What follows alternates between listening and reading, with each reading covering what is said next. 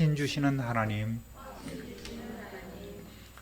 지난주에는 미디안 광야에서 모세를 부르시고 그를 애굽에 보내시면서 오래전에 그들의 조상들에게 했던 언약을 이제는 이스라엘 백성들을 통해서 이루어 가실 것임을 전하라고 명하신 내용을 살펴보았습니다.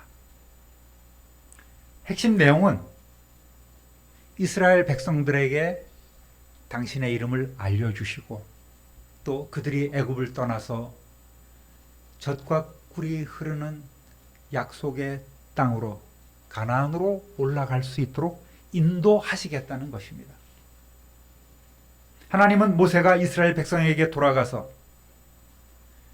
자신에게 나타나신 여호와 너희 조상의 하나님의 뜻을 전하면 그들 모두가 호응하게 될 것이고 백성의 장로들과 함께 바로에게 자신들에게 나타나신 히브리 사람의 하나님 여호와께 제사를 드릴 수 있도록 3일길 광야로 보내줄 것을 요청하라고 명하셨습니다. 물론 애굽 왕이 허락하지는 않겠지요. 결국은 10가지 재앙을 당한 후에야 백성들을 내보낼 것이며 백성들이 애굽에서 나올 때에 빈털터리로 나오지 않게 하시고 은혜를 입게 하셔서 풍성한 물질을 얻어 나오게 될 것임을 알려주셨습니다.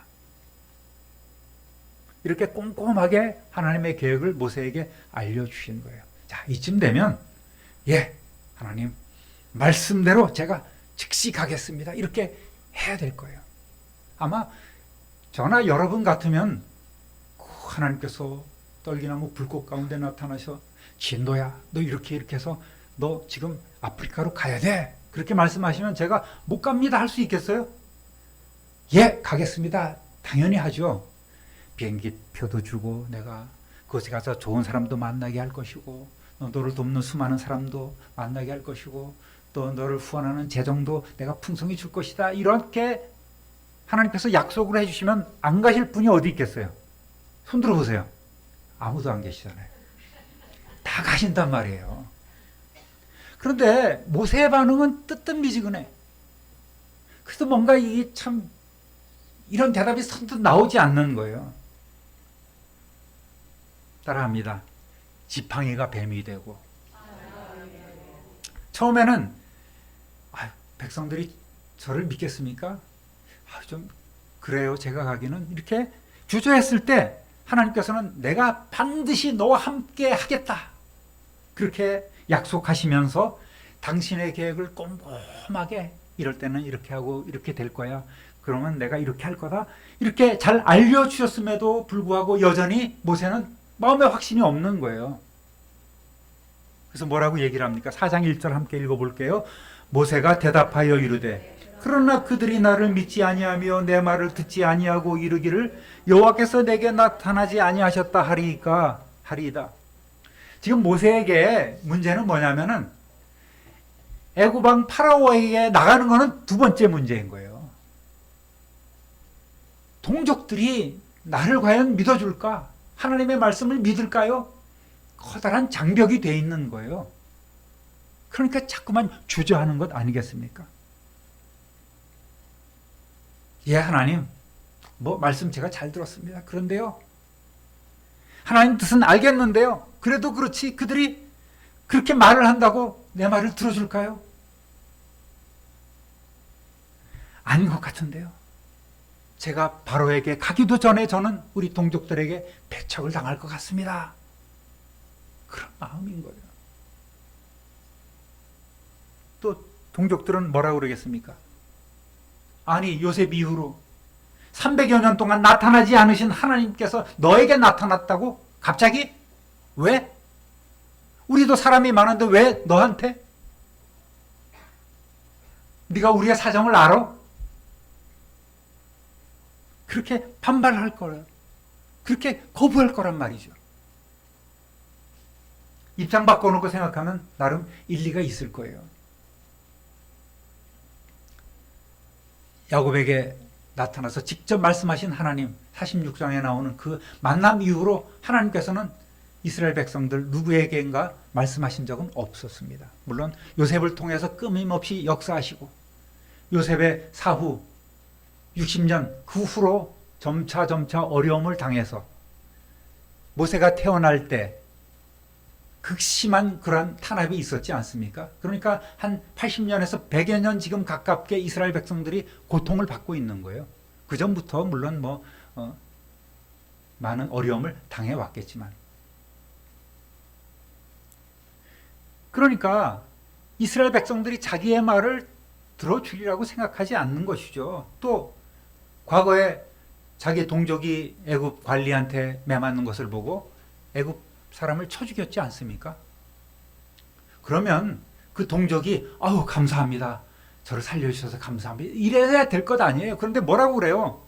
야, 네가 뭔데 지금 나서갖고 네가 우리의 재판장이나 우리를 다스리는 그런 사람이야? 그렇게 임명받았어? 무슨 권한으로? 이렇게 시비를 걸었던 일이 트라우마가 돼서 남아있는 거예요. 지금 선뜻 나서지 못하는 것입니다. 어쩌면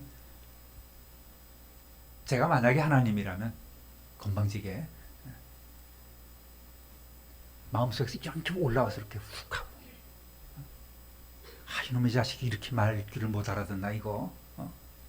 내가 누구야? 전능하신 하나님이야. 내가 너와 함께하고 다 해준다니까? 너랑 동행하면서 다 처리해준다니까? 왜 이렇게 말이 많어? 가라면 가지. 자식이 말이야 하고 한 대 올려붙일 것 같아. 그런데 하나님은 모세를 잘 알고 계셨지 않습니까? 그래서 하나님이시죠. 그럴 줄 알고 있어, 모세. 내가 다음 단계를 얘기를 해줄게.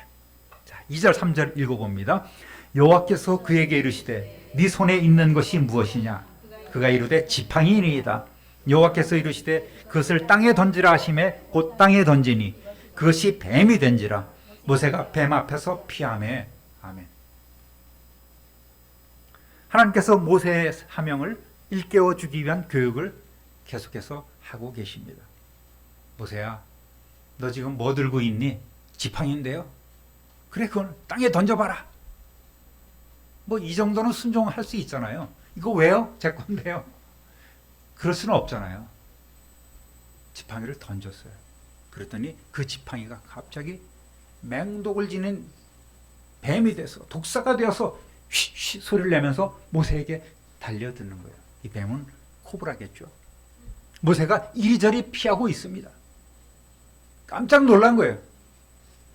그러자 하나님은 다시 모세에게 뱀 꼬리를 잡으라고 명령하시죠. 4절 읽어보겠습니다. 여호와께서 모세에게 이르시되 네 손을 내밀어 그 꼬리를 잡으라. 그가 손을 내밀어 그것을 잡으니 그의 손에서 지팡이가 된지라. 아멘.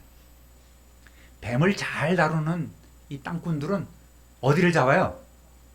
뱀의 목줄기를 잡지 않습니까? 그래서 머리를 이렇게 놓고, 그래야지 물리잖아요. 뱀이 칭칭 자기 손을 감아도 염려 없어요. 안전합니다. 그런데 뱀을 잡는 것도 보통 사람으로서는 징그러운 일인데 꼬리를 잡으라는 거예요. 꼬리를 잡으면 어떻게 돼요? 뱀이 그 근육 덩어리 아닙니까? 휙 돌아서 그냥 목이라도 콱 물면 어떻게 해? 그럼 그냥 죽는 건 아니겠어요? 근데 하나님은 꼬리 잡으라는 거예요. 내키지 않아요. 상식적이지 않습니다. 전혀. 잘못하다가는 물려 죽기 십상인 거예요. 어쨌든 하나님이 잡으라고 하시니까 살기 위해서 꼬리를 일단 잡았습니다.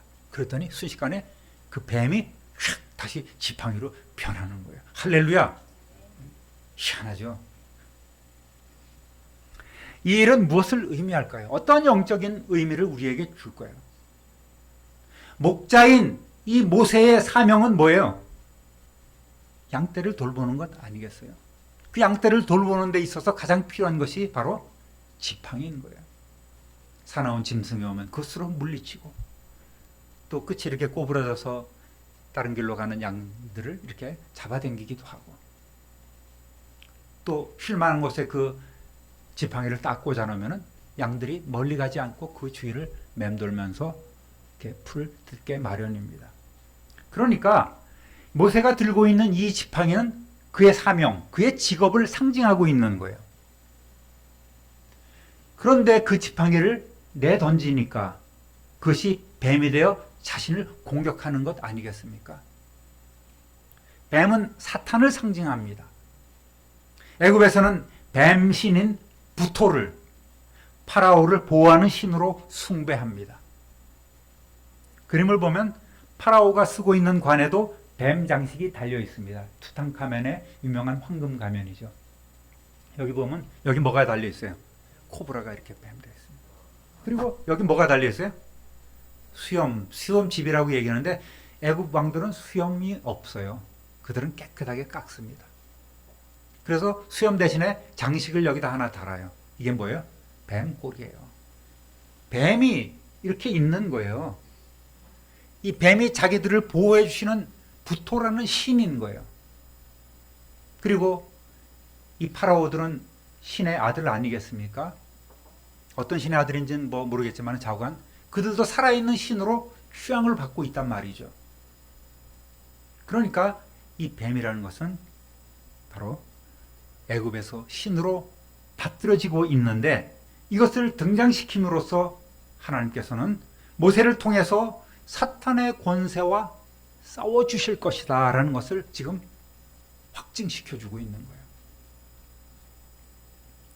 자, 아까 이 지팡이는 사명이라고 말씀을 드렸습니다. 그가 해야 할 직업임을 말씀드렸습니다. 그것을 상징한다는 거죠. 그런데 하나님의 명령을 따르지 않고 사명을 소홀하게 생각하거나 이것을 내버리거나 방치하면 반드시 그것이 자신을 공격하는 도구가 된다는 의미예요. 그런 영적인 의미를 우리가 찾을 수가 있습니다. 우리 모두는 하나님께로부터 사명을 부여받은 청지기들인 거예요.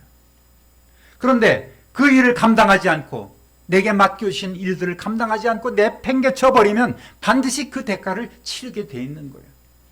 뱀이 돼서 자신을 공격한다는 말입니다. 교회 안에도 많은 일꾼들이 있지 않습니까? 특별히 안수받고 세워진 중직자들은 이 의미를 잘 아시고 충성을 더 해야 합니다. 남보다 더 해야 되는 거예요. 그렇지 않으면 이것이 나를 공격하는, 하나님께서 나를 판단하시는 도구가 되는 것 아니겠습니까? 모세가 도로 그 뱀을 잡았을 때에 사명을 회복할 수 있었습니다. 크든 작든 우리에게 맡겨주신 이 사명의 십자가를 잘 감당하시는 저와 여러분 되시기를 우리 주님의 이름으로 축원합니다. 5절 또 읽어보겠습니다. 이는 그들에게 그들의 조상의 하나님 곧 아브라함의 하나님, 이삭의 하나님, 야곱의 하나님 여호와가 네게 나타난 줄을 믿게 하려 함이라 하시고. 아멘. 하나님께서는 모세에게 애굽으로 가서 하나님께서 주시는 이러한 이적을 동족들에게 행하라. 또 파라오 앞에서 행해봐라. 이스라엘 백성들이 과연 여호와 언약의 하나님이 자신에게 나타나셨음을 보일 수 있는 증거로 삼으라고 말씀하셨습니다. 이제 모세가 좀 든든해졌을까요? 아, 하나님이 나와 함께 하시는구나 라는 확신이 들었을까요? 아니죠. 아직은. 따라합니다. 손에 나병이 생기고 뱀으로 인해서 놀라서 식은땀을 흘리고 있는 모세에게 하나님은 다시 명령하십니다. 사명을 앞두고 주저하는 모세에게 다시 이러한 이적을 보임으로써 하나님의 명령을 받들도록 하시려는 하나님의 교육이 지금 계속되고 있는 것이죠. 6절 한번 읽어보겠습니다.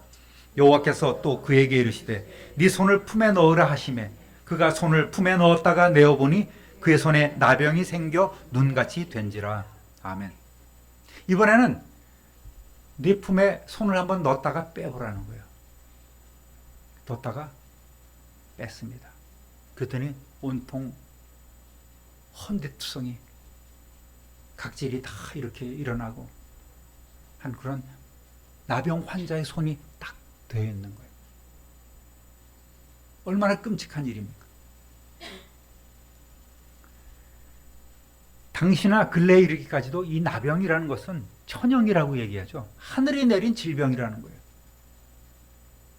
그리고 사람들은 이것은 하나님의 저주의 상징이다, 징계의 그런 증거라고 이렇게 생각하고 있을 때 아니겠습니까? 오늘날까지도 마찬가지죠. 사람들은 다 그렇게 생각을 하고 있습니다.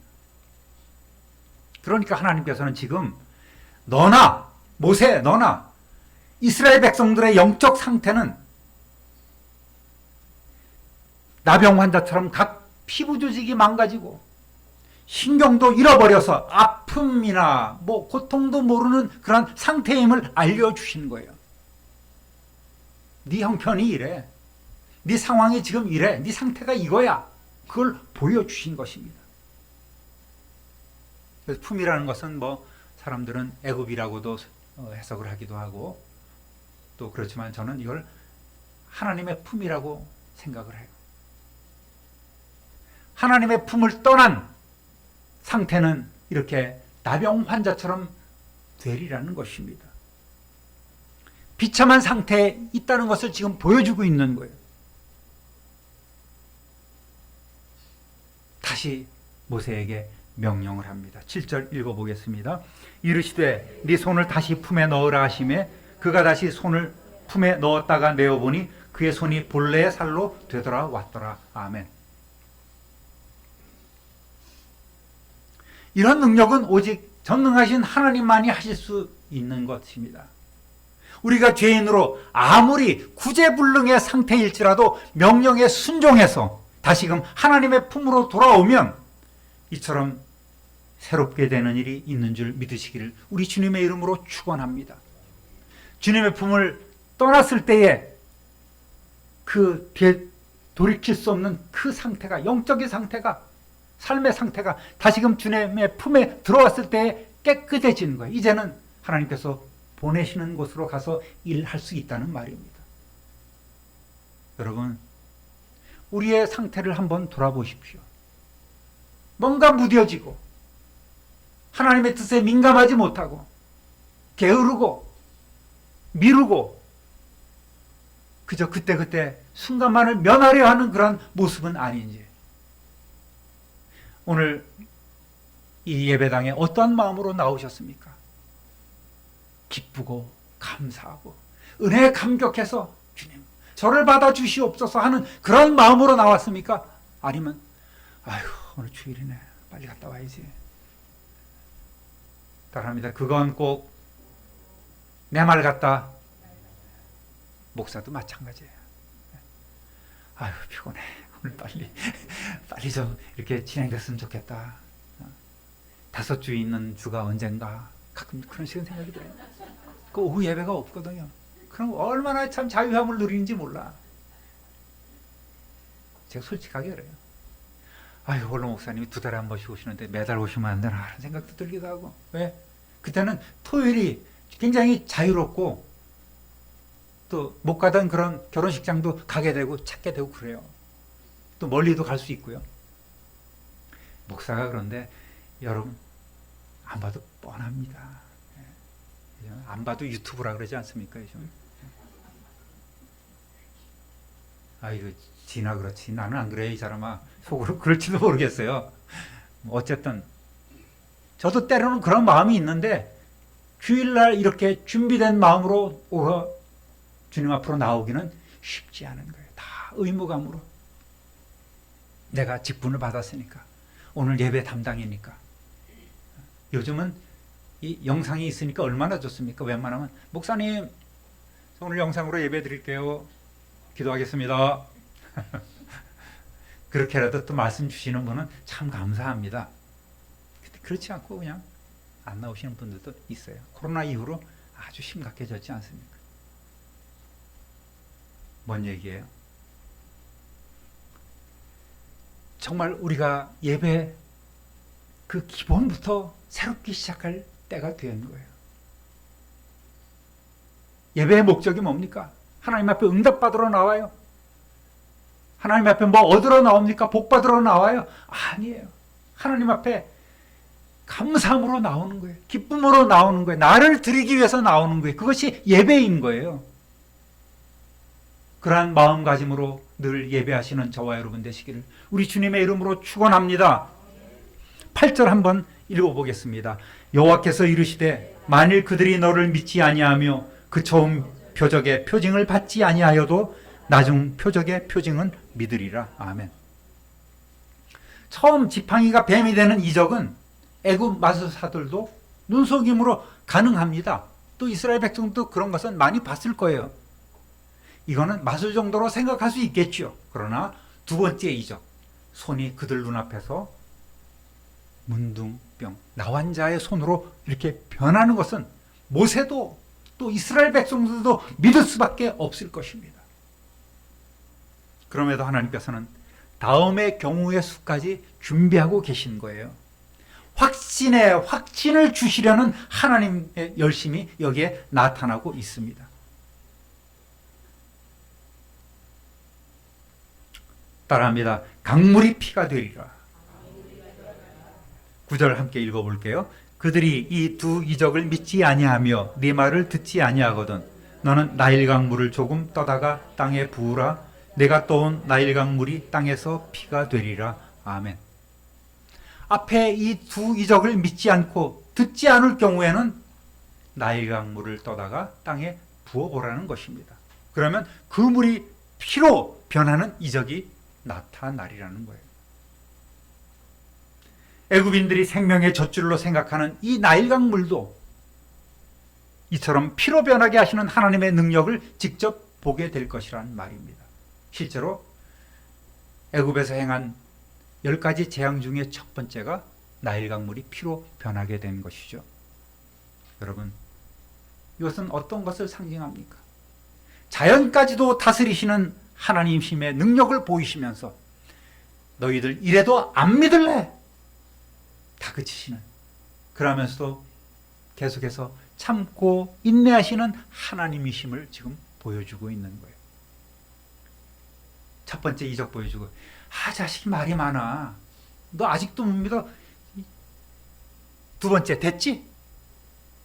그러지 않고 세 번째까지 너 이것까지 안 되면 나일강물을 떠다가 땅에 부어봐.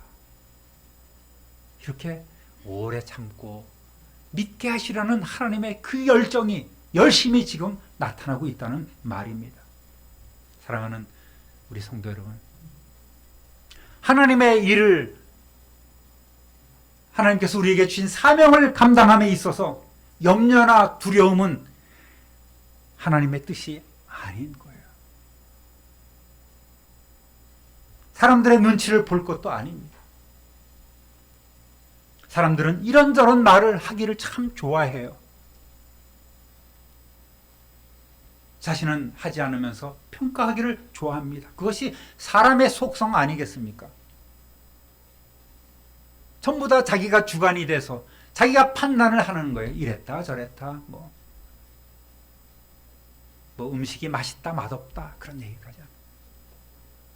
여러분, 혹시라도 여러분 구역에서 여러분 가정께서 음식을 했을 때 뭐 짜다 맛이 없다 얘기 들으면은 우리 같으면 뭐라 그래요? 그럼 네가 해. 당장 그러잖아요. 그죠?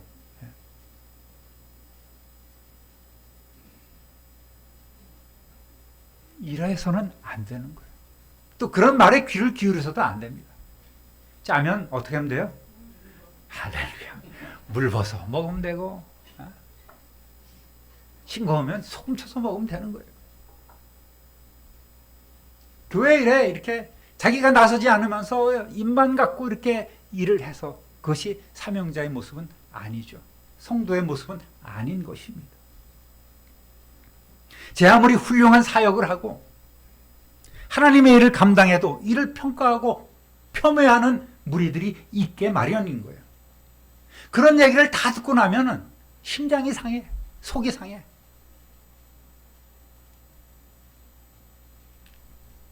그러면 할 수 있는 일도 못하게 되는 것 아니겠습니까? 남들은 어떻든 간에 무슨 말을 하든 간에 내가 처음 받은 감동, 하나님이 주신 그런 성령님의 감동, 이끄심, 이것대로 순종하시기를 우리 주님의 이름으로 부탁드립니다. 마귀는 이렇게 틈을 타는 거예요.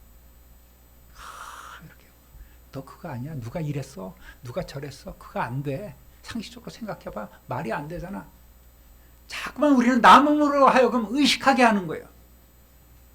하나님의 일은 남 눈치를 보라는 것이 아닙니다. 하나님이 그럴 만한 이유가 있기 때문에 우리에게 이러한 사명을 주시는 것이죠.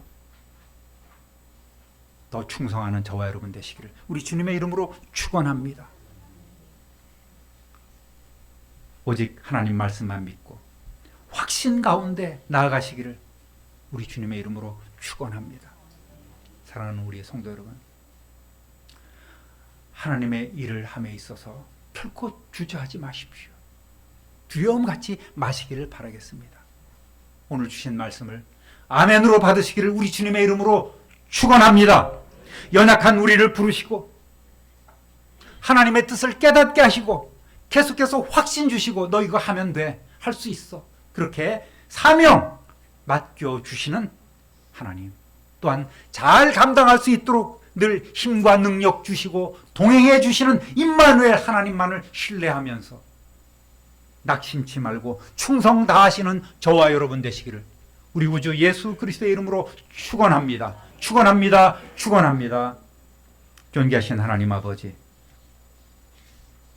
하나님께서 그렇게 누누이 설명하고 가르쳐 주셨음에도 불구하고 확신 갖지 못하는 모세에게 하나님께서는 인내하시고 열심으로 또 확신 주시고 또 확신 주시는 모습을 오늘 저희들 보았습니다. 우리는 너무나 상식적이고 너무나 이성적입니다. 믿음보다도 이러한 것이 앞서서 하나님의 일을 할 때에 주저하고 또 미루고 외면할 때가 참으로 많이 있습니다. 우리에게 주신 그 사명의 지팡이를 버렸을 때에 그것이 나를 공격하는 뱀으로 다가왔던 것처럼 하나님, 오늘 우리가 우리에게 맡겨주신 그 사명 소홀하지 않게 하시고 사명 내팽개치지 않게 하시고 그 사명 다시금 붙잡아 열심히 일하는 회복하는 우리 성도들이 다 되게 하여 주옵소서. 내 영적 상태를 다시금 바라봅니다. 나병 환자처럼 모든 것 다 잃어버려도 아파도 통증을 느끼지 못하는 그러한 상태가 아니라 하나님 품으로 돌아와서 다시금 깨닫고 다시금 시작하는 우리 성도들이 되게 하여 주옵소서. 그리하여서 세상에 보내시는 하나님의 뜻대로 역사하며 나가는 우리 모든 성도들, 선한 청지기들 다 되게 하여 주옵소서.